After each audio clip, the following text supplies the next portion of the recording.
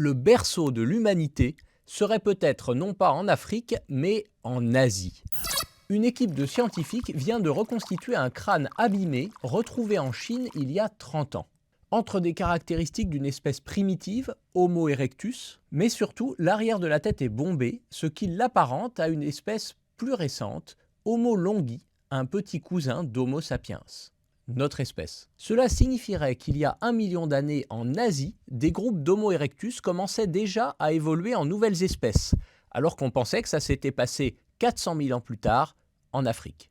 Alors c'est seulement une hypothèse pour l'instant, elle est sujette à beaucoup de controverses, mais ce qui est sûr, c'est qu'il y a 1 million d'années, on avait des Homo erectus qui commençaient à se différencier des autres en Asie, et que 400 000 ans plus tard, les Homo sapiens étaient là. Que s'est-il passé entre les deux? C'est le muddle in the middle, disent les scientifiques, le bazar au milieu, littéralement. Une période où, selon les fossiles, Homo erectus se sépare en plein de lignées, des hommes de Néandertal, de Heidelberg, de Denisova, sans oublier bien sûr les sapiens. La science souhaite donc à ce crâne écrasé de nouvelles vieilles histoires à nous raconter.